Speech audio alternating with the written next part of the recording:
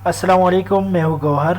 आज का जो हमारा टॉपिक है वो ये है कंक्रीट स्लम टेस्ट STMC 143। ठीक है, आज के टॉपिक में हम कंक्रीट स्लम को डिस्कस करेंगे इन डिटेल।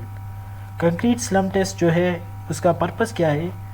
पर्पस इसका ये है कि concrete slump test use to determine the workability और consistency of the concrete mix prepare at the laboratory और the construction site during the progress of the work. ठीक है, हमारे पास अगर कंस्ट्रक्शन का काम हो रहा है साइट पर, ठीक है, तो हमने क्या करना है, कंक्रीट की वर्केबिलिटी और कंसिस्टेंसी को फाइंड करने के लिए हमने क्या करना है, वहाँ पर स्लम टेस्ट करना है। ठीक है, तो जो कंक्रीट स्लम टेस्ट है वो हमारे पास फील्ड टेस्ट है। ठीक है, उसका पर्पज़ ये भी है कि concrete slump test is carried out to check the uniform quality of the concrete during the construction. ठीक है, तो आते हैं हम इसकी इंस्ट्रूमेंट की तरफ।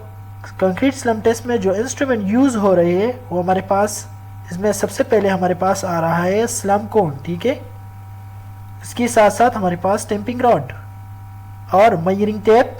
ठीक है, और नॉन फोरस बेस प्लेट। ठीक है, ये हमारे पास इंस्ट्रूमेंट है। जो डायमेंशन ऑफ द कोन है, जो टॉप डायमीटर है ऑफ द कोन हमारे पास 100 mm है। ठीक है, और जो बॉटम का डायमीटर है वो हमारे पास 200 mm है, और जो हाइट ऑफ द कोन है वो हमारे पास 300 mm है। मतलब कह सकते हैं कि 10 सेंटीमीटर, 20 सेंटीमीटर एंड 30 सेंटीमीटर। ठीक है, इसके अलावा जो टेम्पिंग रॉड है उसका डायमीटर हमारे पास 16 mm है। ठीक है, और जो टेम्पिंग रॉड की लेंथ है वो हमारे पास 600 mm है। ठीक है, factor which influence the concrete slump test, हमारे पास कुछ फैक्टर हैं। ठीक है, जो कंक्रीट स्लम टेस्ट पर असरअंदाज हो सकते हैं अगर हम उनका ख्याल नहीं रखें।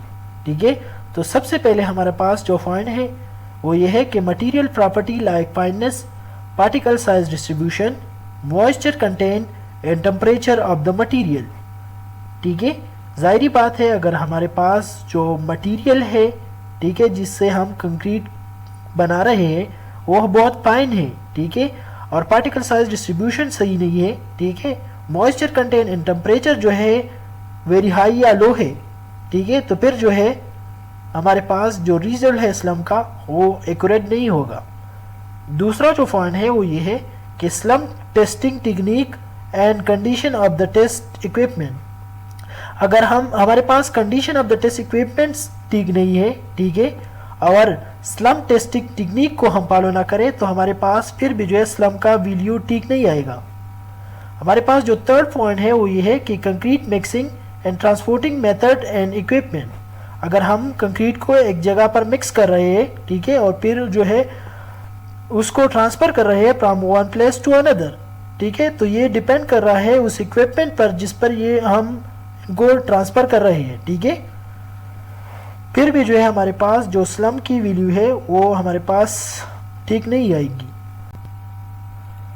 जो 4 नंबर पॉइंट है हमारे पास, time since mixing of the concrete at the time of the testing. ये भी हो सकता है कि अगर हम कंक्रीट को मिक्स करें फिर जो है हमको उसको ज़्यादा देर तक रख के फिर जो है उसके बाद हम उसकी स्लम टेस्ट करें तो ये भी जो है हमारे पास एक्यूरेट रिजल्ट नहीं होगा। जो 5th नंबर पॉइंट है, the amount of free water in the concrete, अगर हमारे पास वाटर जो है बहुत ज़्यादा है, ठीक है, फिर भी जो है हमारे पास कंक्रीट का जो स्लम वैल्यू है वो हमारे पास ठीक नहीं होगा। जो 6th नंबर पॉइंट है, टेम्परेचर ऑफ द कंक्रीट। ठीक है, अगर हमारे पास टेम्परेचर बहुत ज़्यादा है फिर भी जो है हमारे पास स्लम का जो वैल्यू है वो ठीक नहीं होगा। 7 नंबर पॉइंट ये है कि हमारे पास air content of the concrete, अगर हमारे पास एयर कंटेंट ज़्यादा है तो फिर जो है कंक्रीट ज़्यादा टाइम लेगा। ठीक है, हमारे पास जो प्रोसीजर है for the concrete slump test वो क्या है? सबसे पहले हम क्या करेंगे, कोन को बेस प्लेट की ऊपर रखेंगे और जो कंक्रीट हमने यूज़ करना है, ठीक है, उसको इसके अंदर 3 लेयर में फोर करेंगे। ठीक है, और टेम्पिंग रॉड की मदद से उसको जो है 25 ब्लोज देंगे ईच लेयर को, ठीक है। पहले एक लेयर डालेंगे, फिर उसको 25 ब्लोज देंगे टेम्पिंग रॉड की मदद से, फिर जो है दूसरा लेयर डालेंगे और इसको भी 25 ब्लोज देंगे, ठीक है।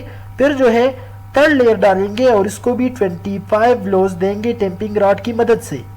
जो हमारे पास 1 2 3 पॉइंट है वो हमारे पास क्या है, fill the mold with the prepared concrete mix and the 3 approximately equal layer, temp each layer with the 25 stroke, ठीक है। हमारे पास जो फोर्थ नंबर पॉइंट है वो ये है कि remove the excess concrete and leave the surface with the trowel, ठीक है। हम जो है एक्स्ट्रा कंक्रीट जो है वो ट्रैवल की जरिए हटाएंगे, ठीक है। फिफ्थ नंबर पॉइंट हमारे पास क्या है कि हम क्या करेंगे, rise the mould from the concrete immediately and slowly in the vertical direction. हम जो है इस कोन को ऊपर उठा लेंगे, ठीक है। और जो 6 नंबर हमारे पास जो रिजल्ट आएगा, measuring the slump at the difference between the height of the mold and that of the height point of the specimen being tested, ठीक है। तो हम जो है इसी स्लम्प की वैल्यू को इस तरह क्या करेंगे, टेस्ट करेंगे। ये हमारे पास 6 नंबर पॉइंट है, ठीक है। तो ये डिपेंड कर रहा है कंक्रीट पर और स्लम्प पर, ठीक है। तो ये रिजल्ट हमारे पास डिफरेंट आ सकते हैं। तो हमारे पास ये जो है स्लम्प की वैल्यू आ जाएगी। अभी जो है स्लम्प की कुछ टाइप है, ठीक है, टाइप ऑफ स्लम्प, ठीक है। तो ये हमारे पास 4 टाइप है स्लम्प की, ठीक है। अगर आपको कंक्रीट इसी शेप में दिखाई दे रहा है, ठीक है, और स्लम्प की वैल्यू जो है हमारे पास इतनी नहीं है, मतलब कह सकते हैं कि स्लम्प जो है, ट्रू स्लम्प जो है वो हमारे पास 1 to 2 इंचेस है, मतलब 25 to 50 mm है। तो ये हमारे पास ट्रू स्लम्प होगा, ठीक है। और जो जीरो स्लम्प है, ठीक है, वो हमारे पास इसकी वैल्यू हमारे पास क्या होगी, 0 होगी, जाहिर बात है, जीरो स्लम्प है। और जो कोलैप्स स्लम्प होगी वो जो है बिल्कुल इसी तरह फ्लो करेगा, ठीक है। और इसकी वैल्यू जो है हमारे पास ग्रेटर देन 4 इंचेस है, मतलब कह सकते हैं कि 100 mm से ज्यादा है। तो ये हमारे पास कोलैप्स स्लम्प होगा, ठीक है। और इसके साथ साथ जो हमारे पास जो शेयर स्लम्प है, ठीक है, वो हमारे पास क्या होगा, इसकी वैल्यू हमारे पास 2 to 4 इंचेस होगी, ठीक है। मतलब कह सकते हैं कि 50 to 100 mm के दरमियान जो स्लम्प होगा वो हमारे पास शेयर स्लम्प होगा, ठीक है। तो हम जो ज्यादा रिकमेंड कर रहे हैं वो ट्रू स्लम्प को रिकमेंड कर रहे हैं, ठीक है। तो ये थी टाइप ऑफ स्लम्प, ठीक है।